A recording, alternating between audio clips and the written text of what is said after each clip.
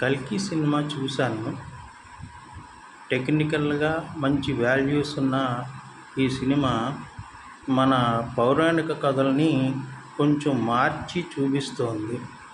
అసలైనటువంటి సంబాల నగరం గురించి నాగార్జున గారు సరిగా తెలుసుకున్నారో లేదో తెలియదు. అయితే సంబాల నగరము చూపించిన విధానం అయితే నాకు నచ్చలేదు. కానీ మిగిలిన టెక్నికల్, ప్రొడక్షను అన్ని విషయాల్లోని హాలీవుడ్ స్థాయిలో మంచి నాలెడ్జ్తో తీశారు ఈ సినిమాని.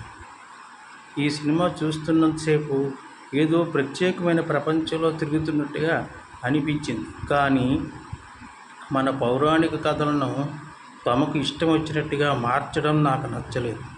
అయితే ఆ సంబాల నగరంలో మరియం ఉండడం ఏమిటి? అక్కడ ఉన్నవన్నీ పేర్లు రకరకాలుగా ఉన్నాయి. ఆ పేర్లు అన్నీ మన పౌరాణిక గ్రంథాల్లో లేవు. అలాగే బౌద్ధుల గ్రంథాల్లో కూడా లేవు.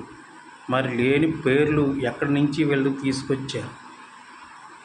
ఈ విషయంలో నాకు కొంచెం బాధ కలిగింది. కానీ మిగతా విషయాలలో కల్కి సినిమా చాలా బాగుంది. టెక్నికల్ వాల్యూస్తో, చక్కని అంశాలతో, మంచి మంచి స్టారింగ్తో బాగా తీశారు. ముఖ్యంగా బ్రహ్మానందము, ప్రభాస్, తర్వాత కమల్ హాసన్ గారు, మధ్యలో మన రాజమౌళి గారు, రామ్ గోపాల్ వర్మ అందరూ కనిపించారు. బాగానే ఉంది. కానీ ఈ సినిమాలో కొంచెం మన పౌరాణిక గ్రంథాల మీద పట్టుతో తీసుకుంటే బాగుందని నా అభిప్రాయం. ఈ విషయంలో నిస్పష్టంగా చెప్తున్నాను. అయితే ఈ సినిమా చూసినందుకు సంతోషించాలో విచారించాలో నాకు అర్థం కాలేదు. ఎందుకంటే ఈ సినిమాలో టెక్నికల్ వాల్యూసు, ప్రొడక్షన్ కాస్టింగు అంతా బాగుంది, చక్కగా తీశారు.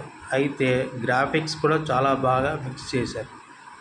కానీ మన పౌరాణిక ఇతిహాసాలను ఇలాగ ఇష్టం వచ్చినట్టు పాడు చేయడం నాకు నచ్చలేదు. ఇది కల్కి సినిమా తాలూకా రివ్యూ.